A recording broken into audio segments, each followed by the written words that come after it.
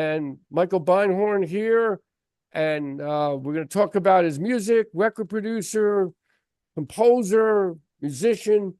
So, Michael, thanks for doing this.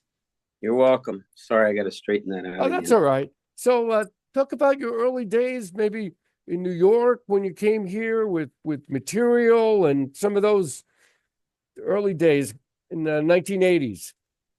Uh well, I don't really know where to start. Okay, I know you have so That's a very much. ex well, that's kind of that's a very expansive question, Okay, you know. how So about it could go any number of ways. How about you direct me? sure? How about your synthesizer uh exploration? How about All right, that? cool. Let's hear Yeah, about man. that. Yeah, well, uh ever since I was very little, I was always interested in electronic sounds when I was really young. I found this switched on Bach record, which you might recall, Oh yeah. the Walter, now Wendy Carlos recording of old Bach music. And I'd never heard anything like it. And I, those instruments, they just fascinated me so much. And then I actually got to see what one looked like because obviously it was on the cover of that record. And I was like, oh my God, what's that? Yeah. So that was life changing right there. And ever since that, I just lusted, Mm, excuse me, after these instruments and those sounds. And when I was about 14, I mm. had a summer job pushing a cart around Flushing Meadow Park. All right. And I earned enough money to be able to buy my first synthesizer, which was a Micro Moog. Oh, And how about that? that's You right. you Yeah. remember when I think Radio Shack was selling a Moog instrument, weren't they at one time? They sold a monophonic synthesizer of some kind. I think it resembled a Micro Moog. It was kind of like the same general idea. Okay. Um, but yeah, at one point, like so many people were trying to kind of capitalize on that. Oh yeah, of course.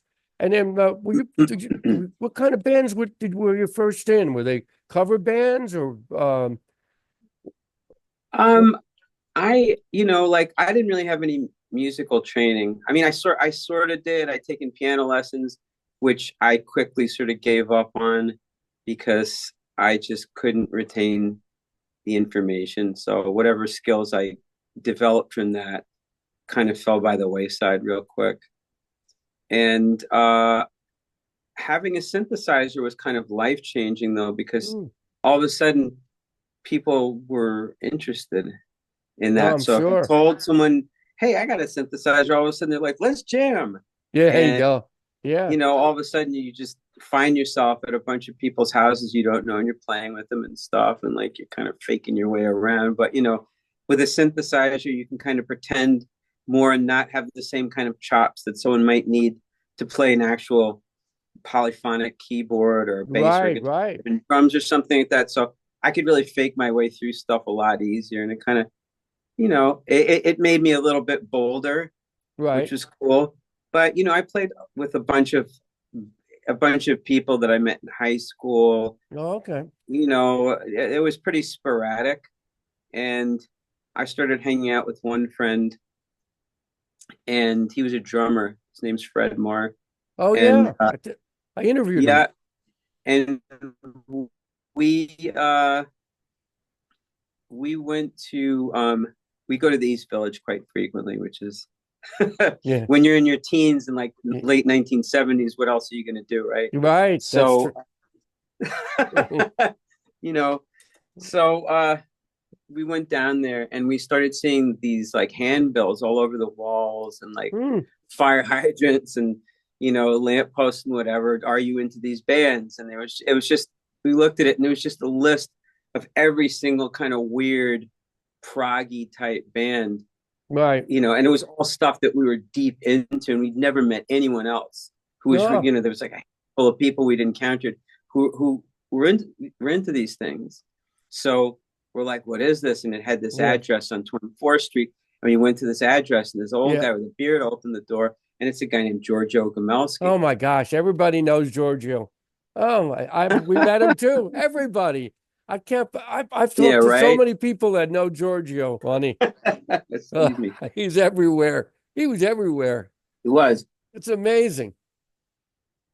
So we walk into Giorgio's place. It's this loft. Did you ever go to his place? No, no, we never did. We always saw him hang out at this blues club in New York. I can't think of the name of it now. We played there once, and he was always hanging out. That's where Uh-huh. we met him, but we didn't get to go to his loft, unfortunately.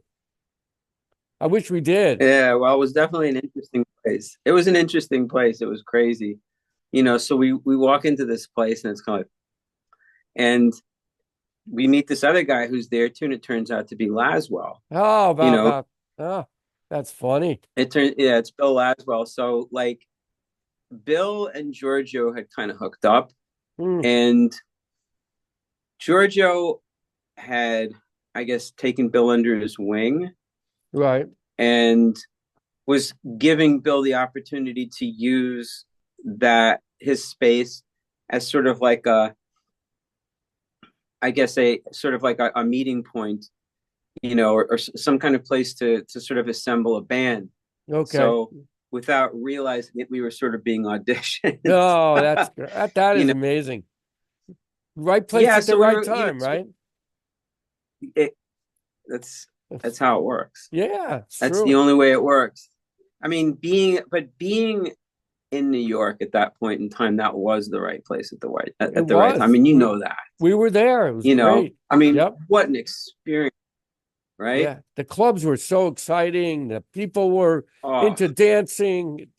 It was amazing. All the clubs were just vibrant. It just had an energy about it. yep, yep, yeah. It was incredible, and you know, somehow I think we all wound up digging what we were doing, Mm. and later on, it was kind of like strange to me, like what the fuck is someone like this? This guy Bill Laswell, who we we started jamming together. He started playing, and Fred and I looked at each other, kind of like, shit, Yeah. that motherfucker can play his ass off, He was quite a player. you know. So, I mean, the question was always in the back of my mind, like, what the hell? This guy could have played with anyone in the world. Like, what's he doing playing with a bunch of like, upstart little like, snot-nosed kids like us, but whatever, Yeah. that obviously that wasn't like in the forefront then. We were having fun, Yeah. and it was kind of a weird vibe, but it was really exciting and stimulating. And from there, we developed into a band. Yeah. And you played a lot of the clubs like we did, right? You Yep, played Danceteria, Haraz, all right? of them. Yep, That that must was have, you couldn't be a band in New York and not do that. right. And we were lucky. We had 9 records, behind us. So that was a big plus. Well, 'Cause, yeah, and you guys made a really cool record. thank you. Yeah. That one in particular, it's like it's still criminal if those that you didn't get like you know majorly like remonetized for having that riff ripped I off. know. I know. And they're still playing that song. They're still playing Cavern someplace, which is quite well, you yourself with Herbie Hancock, right? With Rocket. Um, well, Did you yes. produce Oh that? yes. That's Yeah. Yeah, and co-wrote. Yeah. Um, that's amazing track. yeah, it's not bad. Yeah, I mean, come on. It was at the time everybody was playing that in the clubs. It was Yeah. you got to be proud of that. Um, I kind of look at it as sort of like my firstborn in a way. Hmm. All the stuff that I've done, I have a connection to it, but for some reason I look at that as kind of like that's like my first kid. Yeah, You know, yeah. it it's it's really cool, and because these things, I don't know if you can relate to this, but these things that we make, they have a life of their own, if that makes sense. Like they sort of develop their own lives and they sort of go off into the world and do their own things. And Right. always it's things that you couldn't possibly have conceived, but they're doing this stuff. And sure, they've got your DNA attached to it, but it's like other people's DNA too. So it's like Right. the I result of agree. a collaboration. And it's really like it is a living thing. It's an Mm, entity. It's some kind of life form that's out there in the world doing its thing, right. Well, I agree. you That's know? what with bands. I agree with a band. I mean, a band is an entity. I mean, so people doing solo project, but when it's a band together that's say been that you've worked with Soundgarden, Hot Chili Peppers, this is all entities themselves. So you're right. Mhm. Yeah, And absolutely. and you're helping to create this happen though. Yeah, You're giving them ideas or how to do it and make it successful, which you've done your whole career. I tried, you Yep. know, but I mean, the idea isn't necessarily to be successful. It's, I mean, there's a there's a point where depending on who the artist is, it's kind of criminal if it's not successful, like on a really large scale. Like when I work with Soundgarden, for example, Right. one of one of my one of my main motivations on that record was like to give them their greatest record. Mm, And obviously that's going to require it being incredibly successful, right. but that's one aspect of what that actually means. There's other things too, like what does that actually entail? And at that point you're talking about how something can become emotionally resonant with Right. people, how it can actually be how it can be communicative, how it can be like a system of communication, like something where people experience it emotionally, which is, I feel, what art is supposed to do. Right. And what were there artists that you had that took a while to work with, like with records, or some were just like quick to do the records? Can you explain like some of the acts you've worked with where it was difficult, but yet it was successful, but some were just took so long to get it right? Yeah, I've had lots of those, I'm really. sure. uh, yeah, I mean, because for whatever reason, at some point, I think people started thinking that I was this guy who would be able to work with artists that no one else could work with, or Right. reason with, or whatever. And I was like, fine. I mean, if the artist is great and they've got something substantial, I'm fine to deal with that energy. Because ultimately, at the end of the day, we all want the same thing. Right. Uh, when I worked, I did a record with a band called Hole in 1997, and Right. that record took not quite a year and a half, but Oh my gosh. it was a long, long record. It was really, really long. And we had to finish. We started in Los Angeles and had to finish in New York. Mm. And the mix took a million years. And Oh boy. when the whole record was over, I actually went off to start another record with Marilyn Manson. Oh, that And must have been interesting. it was intense, but it didn't take nearly as long to make that record. It took like 2.5 months. And the funny thing is that he was ready to mix while Hole was still being mixed. Oh And boy. so, and the guy who was mixing decided that he wanted to do both records at the same time, plus throw another one in for good measure, Oh, because he figured he was going to get all this money and he would be able to like do 3 records, get paid, and go on a vacation. oh my And gosh. yeah, well, it didn't quite work out the way he wanted it to. Oh boy. How did you deal you with, know, I mean, yeah, because go ahead. we kept having to do recalls. What were you going to say? Well, how did you deal with before automation with mixing? That everybody was on the board, you're trying to figure out what's what. Did you have an issue with that? And a producer there? Um, no, Okay. no, because I didn't I didn't work on too many records like that. Like Hancock's record was one of the few that I can recall where we did a board mix manually, where everyone was on faders. and Oh, we were okay. mixing with Dave Churd, who was the mixer on that and the engineer as well. And it was myself, Dave, and Laswell. And it was fun, because you know what your moves are. Yeah, You're just right. kind of listening to the track. You know you're ready to do your move, and you know that you can't go above or below a certain range. So it's kind of, it's a little improv piece. Hmm. And after that, a lot of the mixes that I worked on, they started being automated. Hmm.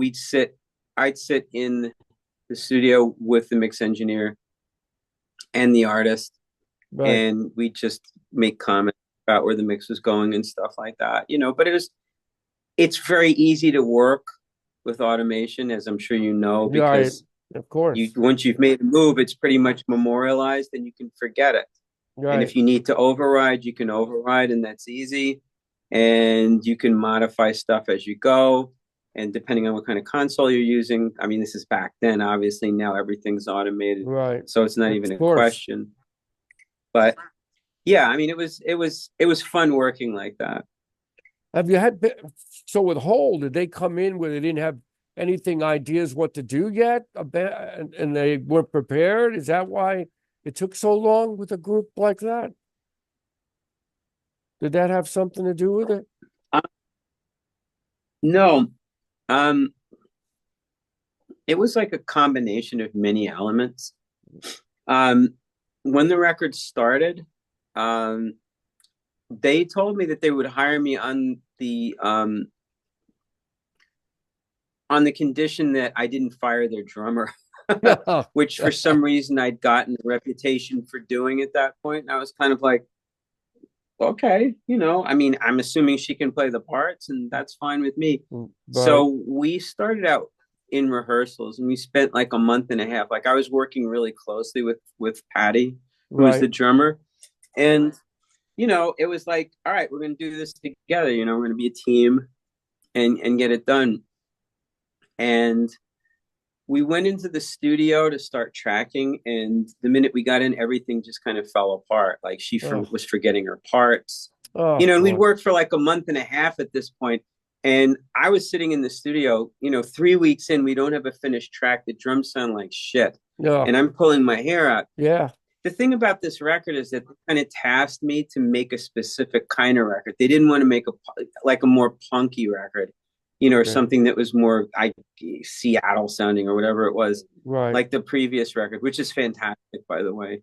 Hmm. And they wanted to make a really shiny, like pop record. They wanted to make something that, from their perspective, would be competitive with the most pop type music that people played, pardon me, on the radio. And I was like, okay, sure.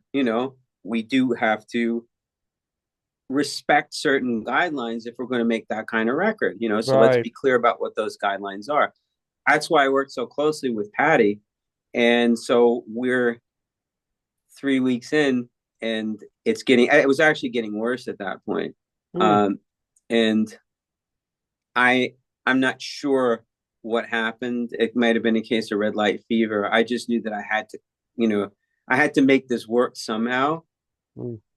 But finally I went to the band and I was like, look, we got serious problems. These drum tracks are sucking and I can't do anything to fix them, Right.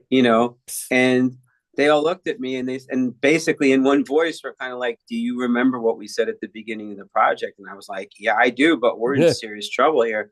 And they're like, Oh boy. guess what? You're going to make this work. And I was like, all right, okay. So I went back and, started again on the project. And at one point, Courtney was coming into the studio. Courtney loved the singer, Right. Yep. and for the band. And I knew she was coming in, and I was like, she's going to have to hear this. Oh She's going to yeah. have to hear what she's signing off on, Oh because boy. this is really bad.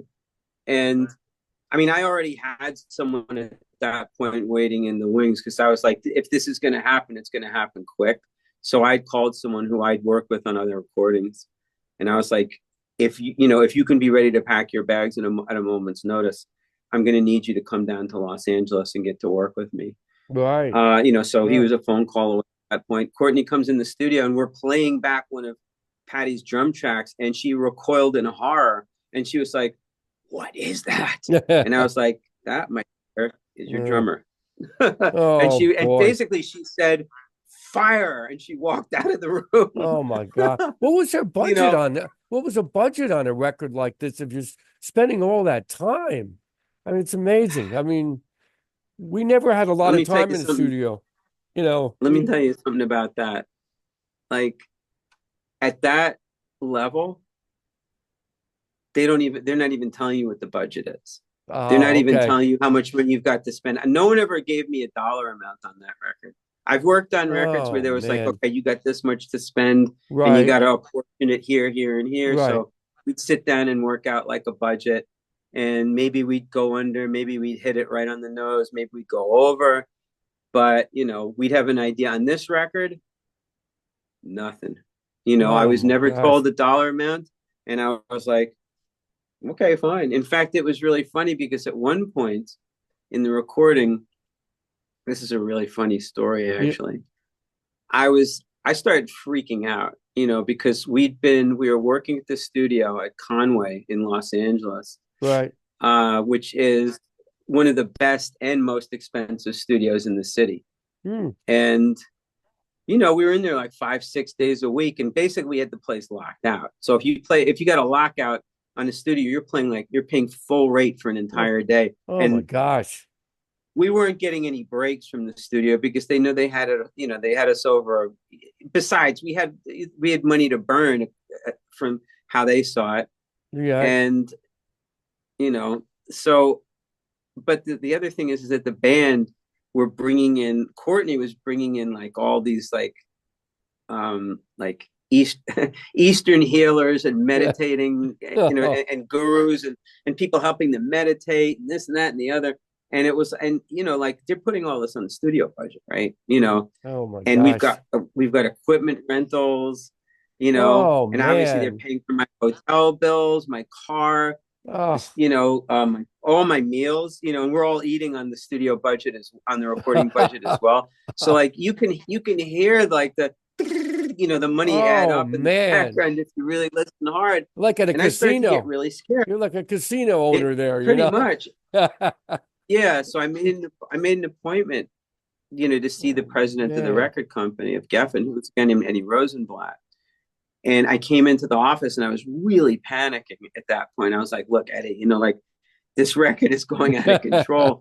I'm spending so much money. I don't know what's happening. I mean, I'm not seeing any of these bills, but I know that like we're Oh, spending like an insane amount of money. Like, my what do you want me to do?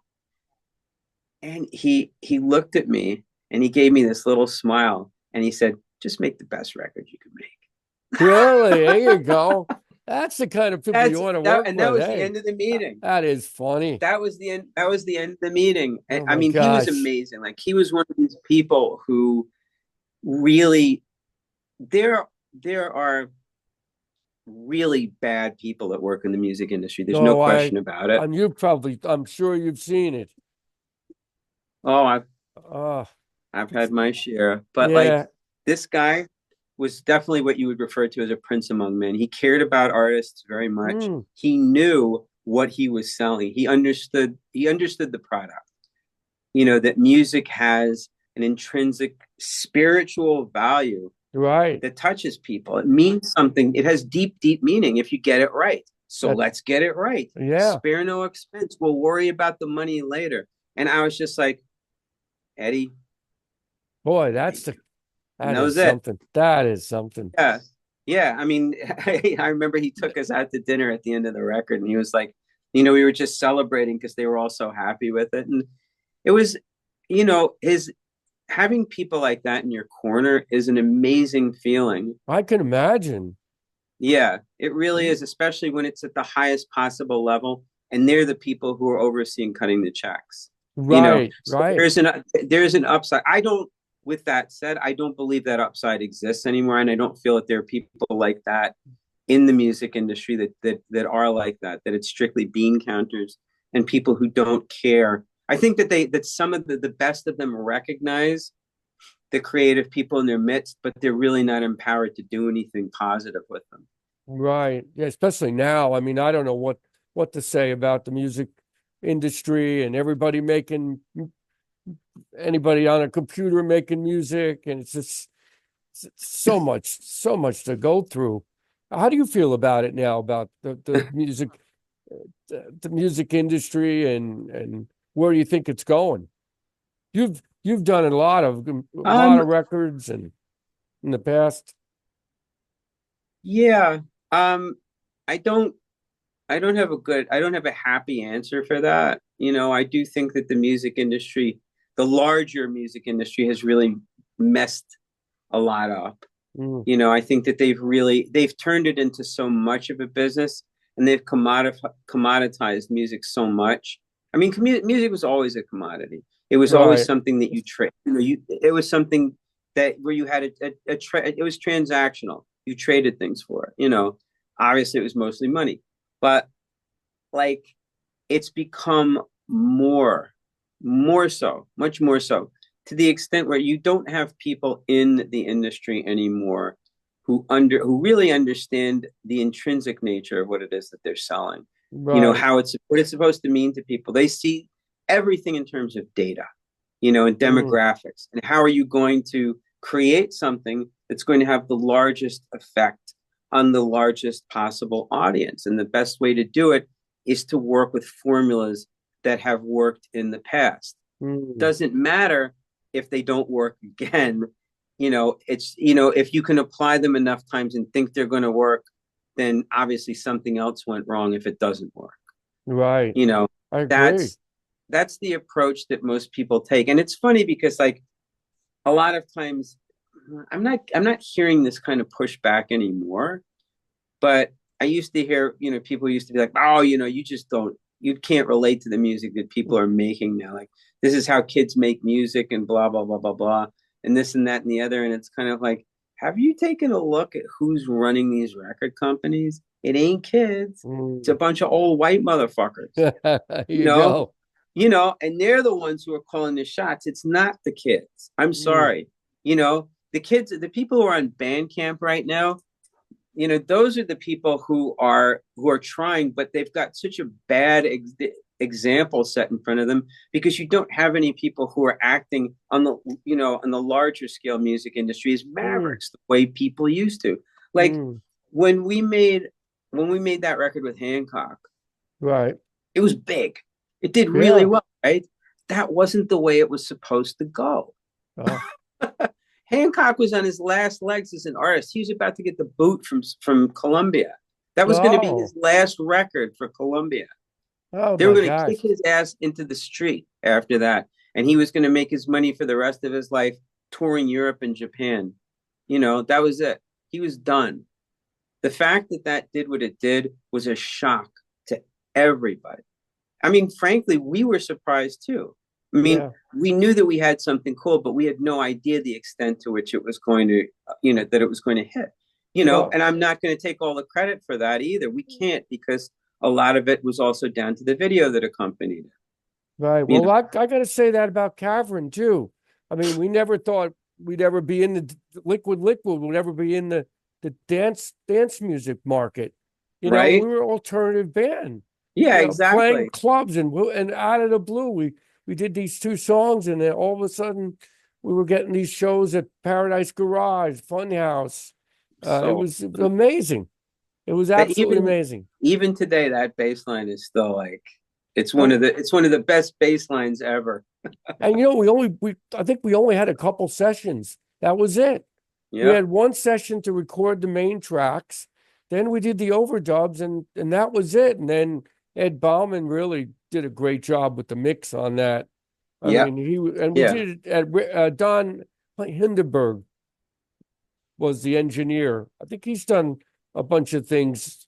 I forget what other things he did, but that was quite amazing. Rocket, same thing. I Yeah. mean, you never thought Herbie Hancock, right?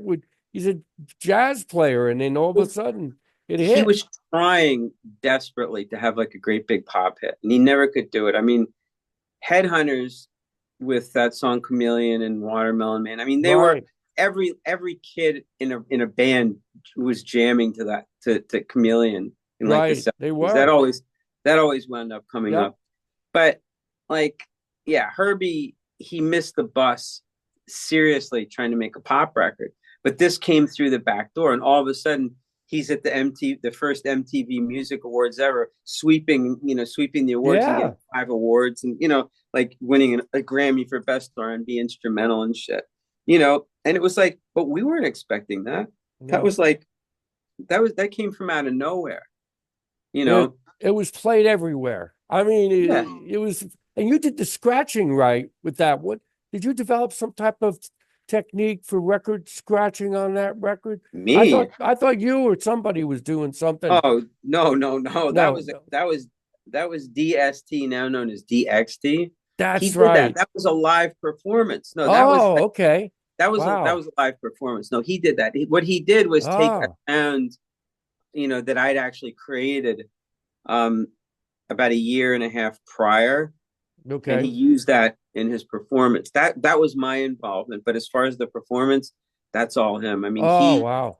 that's probably, I remember being in the room when he did that and just like we were all there kind of like, oh my God. It was incredible. I mean, that's a virtuoso Hmm. scratch performance. Absolutely. Just like probably the best ever.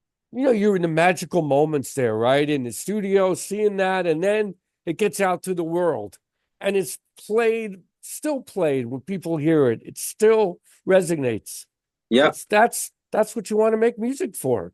that's right. In my opinion, that's what I feel. And you've Yep. done that, and I have. So we've been very lucky to be in this. Talk about your book a little bit. You did a book, Unlocking Creativity. Yeah, yeah. I wrote it. I didn't actually start out with the idea of making a book. I mean, I just kind of wanted to jot down some of the, I guess, some of the approaches that I've taken to producing over time. And it just started to kind of like unfold from Mm, there, and I realized that it probably would be cool to present some of this stuff to people just to kind of give them, um, I guess, a reference point that you could look at music production as something bigger and mm, excuse me, more of an art form right. than than just sort of like this function that someone fulfills in a recording studio. And you know, I started to consider this idea that over time, like a lot of great visual artists, I guess a lot of composers too, kind of wrote these manifestos about how they did what motivated them to do Mm, what they did, what their underwriting principles were and stuff like that. And, I thought that this might be applicable as mm, well, so that was really, and also it was a really good process to vent all that stuff and to see it on paper. right. So what are you doing currently now? Are you still producing, Michael, or are you at it still in the music Um, I'm field? doing it in a different way. Okay. Um, I just it started to occur to me that the approach that I'd been taking to producing records, that I don't feel that it's really applicable at this point in time to the direction things are heading in, and also the lack of ability that most people have, because the ability that people have now to make music is pretty ubiquitous. Like anyone who has a laptop, even a phone Right. at this point, can Yep. make a song. Bad or good, it's there. But if you don't have oversight and you don't have some kind of sense of where the boundaries are, and also an understanding of a song structure, dynamics, you Right. know, fundamental stuff, most people go out into the weeds, and they make the mistake of thinking, yeah, well, because I've got a laptop with all these like native instruments plugins, and this really cool DAW, I can sit around and make songs. And it's like, yeah, well, technically you can, but you don't understand a lot of the fundamentals in songwriting, even if you're really talented at it, you Mm. need some help. And there's no money available. There's no, No. like in the States, for example, like I'm living in Canada right now. So there's like, there's subsidy for artists here. I mean, granted, it's not spectacular, Right. but they take it more seriously here. Like Mm. if you're making music, the government, you can vie for funds here, Oh, okay. you know, and I felt that it was really important, instead of trying to wrangle that next like big project, and go into a recording studio with a Right. band, and just kind of like go through the same like rote kind of process over and over again. Like, I would like to kind of make the types of services that I would have offered artists at the highest level to people who don't have the resources to be able to afford that. They don't have the Right. resources to even afford a producer. So basically what I did was I broke down all the processes within music production that really can help an artist, that have nothing to do with sitting with someone in a recording studio and kind of cheering them on, Right. Right.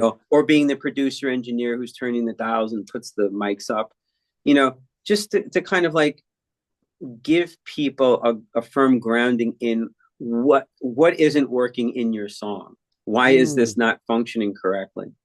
You know, and to help them basically in many cases do pre-production, and Mm. have a song, have pieces of music that they can go into a recording studio and work on. That's great. I mean, you've got the experience and you've got the know-how, so you're really guiding, especially if there's good talent you find. I mean, it's out Even if there. it's, but the thing is that it doesn't matter at this point how talented people are. It really Yeah, doesn't make any difference. that's Like true. in the past, when I've produced records, I would really, it's an exclusive process. It's like, yeah, I got to think about whether I want to do this or not, because it's really like, I'm going to have to really absorb myself in this person's music and Mm. get into it. And if it's something that I don't have that connection with, I just can't, you Yeah. know, but working remotely like this, because I'm not leaving my house, I've basically got a really good sound system here, Oh, okay. you know, in this room, which is acoustically treated, Mm. and it's about the best like listening scenario that I could have hoped for, and I'm able to work the way I want to work. But there's also many degrees of objectivity that Mm. I wouldn't normally have if I'm sitting in a room with an artist working with them. Right. You I know, agree. yeah. So basically, that I offer services like, it's basically like ordering takeout food. Yeah, that's funny. Okay, Yeah, I I need a mean producer today, right? it's but it's funny because it simplifies everything for people. It makes it so they pick us, they see a service that they like, they pick it, and that's what they get. And it's not a people keep coming to me and going like, would you consider doing this? And I'm like, go to my website. Mm. I'm not picking and choosing projects anymore. If you buy a service, I'm going to work with you. It's that Oh, simple. okay. It's not exclusive at all. I don't believe in that model anymore. And I also don't think that it does anyone any good. You know, Mm. if an artist isn't talented, if they do what they do, or if they've got a spark but they're not technically capable, that's irrelevant. You Mm. know, because if someone wants to do something, it's to me at this point, it's more about empowering them. You know, Mm. which means not cutting them down, or or trying to make them feel bad about what they do. If I'm going to critique someone, it's giving them honesty, but in a way that they can use it, where they're given a different perspective than Okay, any right. perspective they've had previously. And that's really what this is about. No, and then there's no really money in music unless you're playing out, right? Yeah. I don't know how any bands survive anymore unless they're touring all the time. Yeah. That's the only way I feel, Yeah. And then you go on Bandcamp, or Spotify, you don't make any money. It's a rough industry now for young kids to get into. It's very rough. I mean, Yeah. I the access has never been better, because there's so many Exactly. ways. I mean, Right. basically anyone can put something up on Bandcamp, but then of course, is anyone going to listen to it?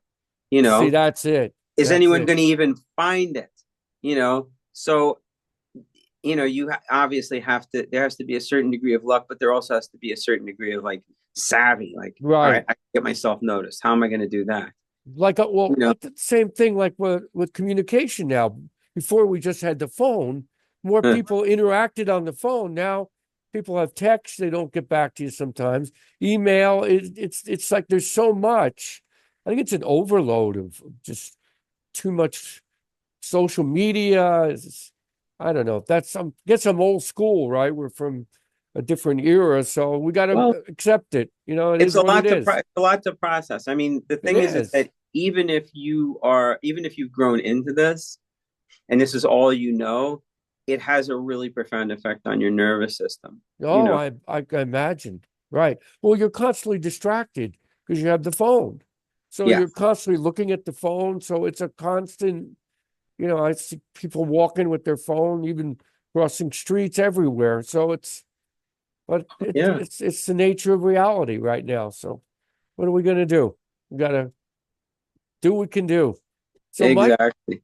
Michael, this has been a pleasure. Thank you for doing this. Yeah, man, my And pleasure. this was great. I had a real nice time talking to you, Yeah, same here. and thank you for all this great music you've given everybody out there in the world. I'm sure you got a My lot of pleasure. fans out there that love all the music you worked with.